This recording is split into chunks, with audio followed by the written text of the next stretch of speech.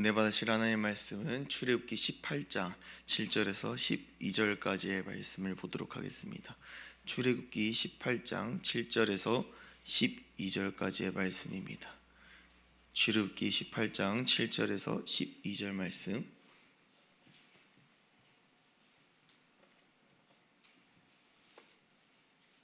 다 같이 합독하도록 하겠습니다. 다 같이 읽겠습니다. 시작. 모세가 나가서 그의 장인을 맞아 절하고 그에게 입맞추고 그들이 서로 문안하고 함께 장막에 들어가서 모세가 여호와께서 이스라엘을 위하여 바로와 애굽 사람에게 행하신 모든 일과 길에서 그들이 당한 모든 고난과 여호와께서 그들을 구원하신 일을 다 장인에게 말하매 이드로가 여호와께서 이스라엘에게 큰 은혜를 베푸사 애굽 사람의 손에서 구원하심을 기뻐하여 이드로가 이르되 여호와를 찬송하리로다. 너희를 애굽 사람의 손에서와 바로의 손에서 건져내시고 백성을 애굽 사람의 손 아래서 건지셨도다. 이제 내가 알았도다. 여호와는 모든 신보다 크심으로 이스라엘에게 교만하게 행하는 그들을 이기셨도다 하고, 모세의 장인 이드로가 번제물과 희생제물들을 하나님께 가져오매 아론과 이스라엘 모든 장로가 와서 모세의 장인과 함께 하나님 앞에서 떡을 먹으니라. 아멘. 할렐루야. 오늘 저는 출애굽기 18장을 중심으로 감사로 믿음의 영적 선순환을 이루라 라는 제목으로 말씀을 전하고자 합니다. 오늘 본문에서 모세의 장인 이드로가 모세를 방문합니다. 본문을 읽으실 때 어떤 모습이 떠오르십니까?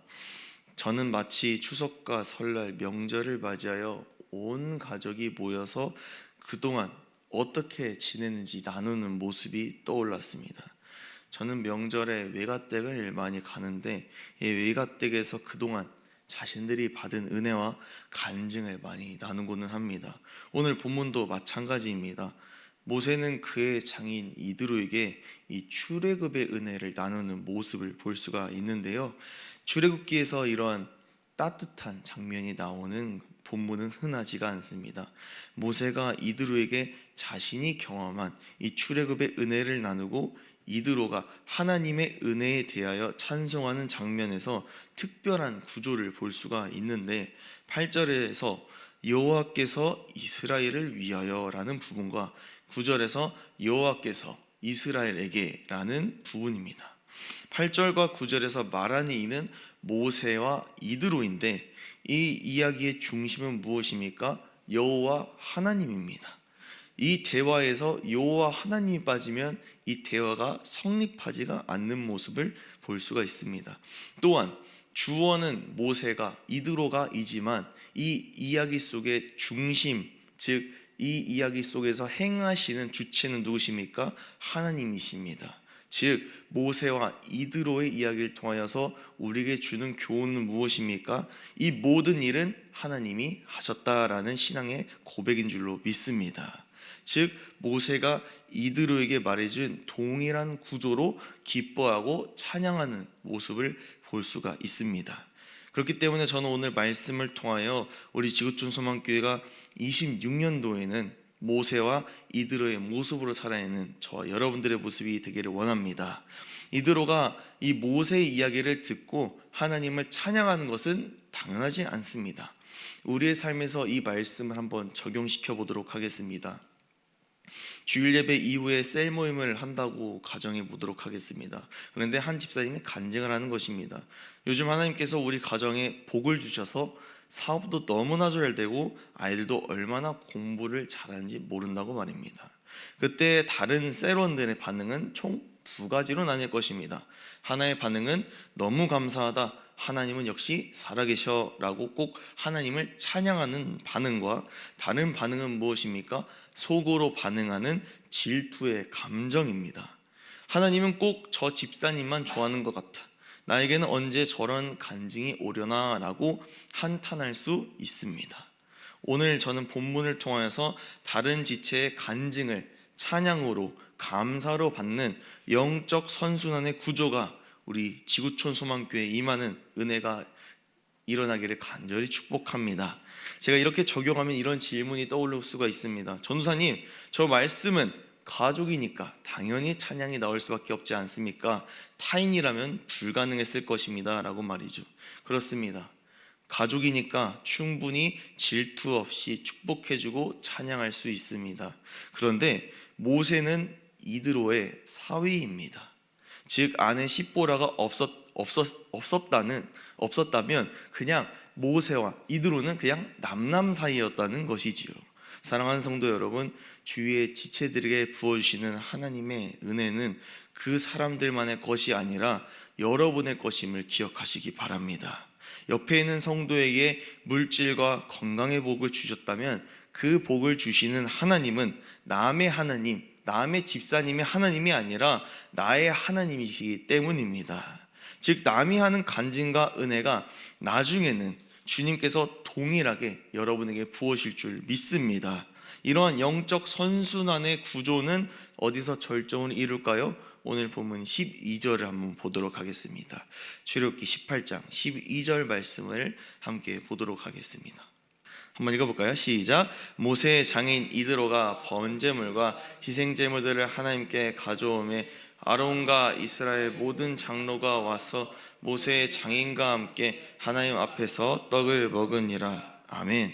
이 모세의 장인 이드로는 하나님 앞에 감사함으로 번제물과 희생제물을 가져오고 떡을 먹었다라고 말하고 있습니다. 이는 한마디로 하나님께 예배를 드렸다라는 말과 같습니다. 이것이 믿음이 있는 자와 없는 자의 차이입니다. 또한 이드로가 예배를 모세의 간증을 듣고 예배를 드렸다는 것으로 오늘 말씀을 정리하지 않고 감사의 제목으로 이어집니다. 이 감사의 제목에 대해 알아보겠습니다. 8절에서는 여호와께서 이스라엘을 위하여 바로와 애굽 사람에게 행하신 모든 일과 길에서 그들이 당한 모든 고난과 여호와께서 그들을 구원하신 일, 이것을 이드로에게 설명을 했습니다.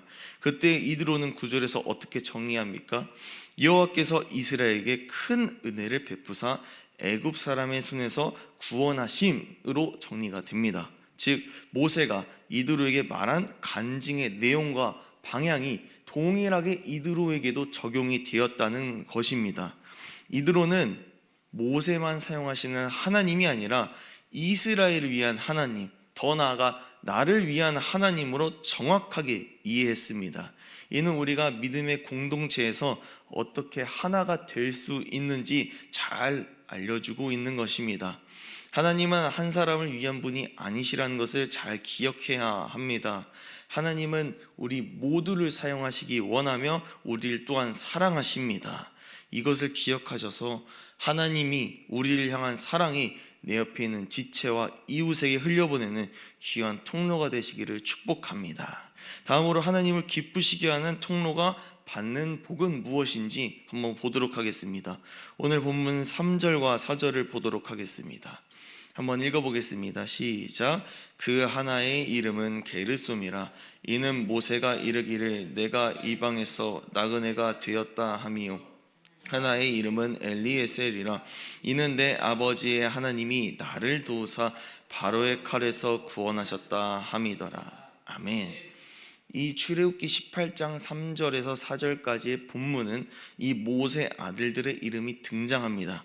게르솜과 엘리에셀이라는 이름을 해석하게 된다면 모세의 생애가 등장합니다. 이방에서 나그네가 된 것, 하나님의 은혜로 바로의 칼에서 구원받은 것으로 말입니다. 오늘 설교를 준비하면서 하나의 의문이 저는 들었습니다. 그것은 무엇이냐? 게르손의 의미는 이해가 가는데 문제는 엘리에셀이었습니다. 엘리에셀의 뜻은 앞서 보았듯이 출애굽을 상징하죠. 그런데 엘리에셀의 탄생 시기는 언제였냐면 성경학자들이 추측하기를 미디안에서 모세가 40년 동안 양치기 생활을 할 때에 출생했다고 추측을 하고 있습니다. 즉 그렇다면 의문이 생길 수밖에 없는 것이지요. 어떻게 출애굽하기 이전에 바로의 칼에서 구원했다는 이름을 자신의 아들에게 붙일 수 있다는 것일까요? 모세가 미디안 광야로 도망친 이유는 바로가 다스리는 애굽 사람을 죽였기 때문입니다. 이후에 미디안으로 도망친 후 모세가 그의 둘째를 바로의 칼에서 구원했다라고 지은 것입니다. 그런데 이 하나님께서는 모세에게 엄청난 은혜를 주셨습니다.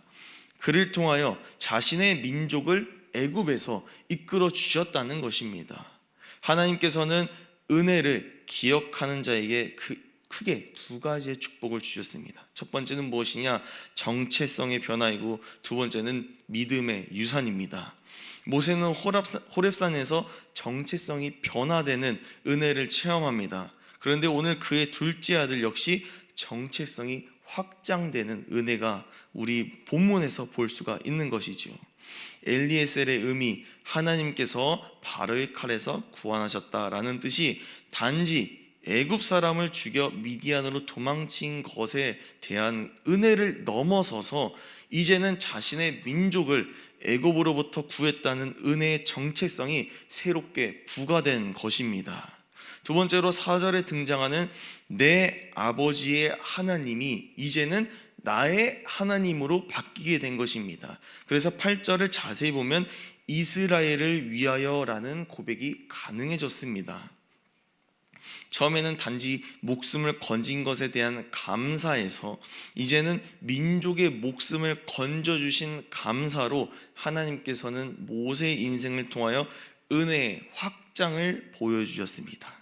그렇기에 우리는 지금 내 인생에 내 눈에 보이는 은혜를 결코 작게 여겨서는 안 됩니다. 지금 내 눈에 보이는 이 작은 은혜로 말미암아 우리의 모든 인생을 책임지시는 크신 은혜임을 깨달아야 될 줄로 믿습니다. 두 번째로 남에게 주어진 것 같은 은혜를 사모하시는 여러분들이 되시기를 축복합니다. 은혜를 사모한다는 것은 무엇입니까? 우리에게 은혜를 베푸실 하나님께 미리 감사로 예배로 심는 것입니다.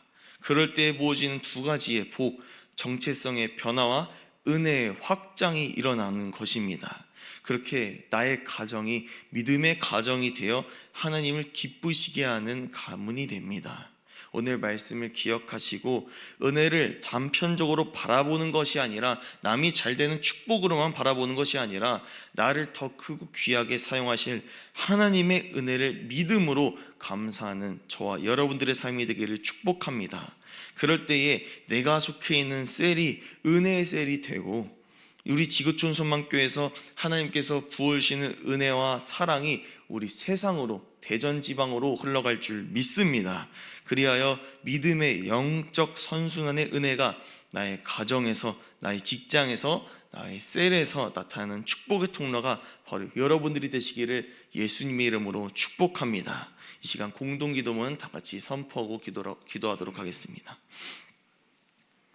함께 선포합니다. 시작. 우리에게 복을 주시기 원하시는 하나님, 우리의 삶이 하나님을 찬양하기 원합니다.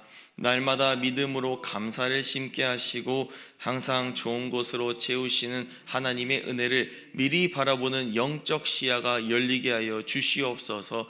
말씀과 찬양의 은혜가 교회에서 가정으로 흘러가게 하셔서 나의 삶으로 하나님을 증거하는 인생이 되게 하옵소서. 질투와 견제가 아니라 은혜로 해석하는 믿음을 주실 주님께 감사드리며 예수님의 이름으로 기도합니다. 아멘.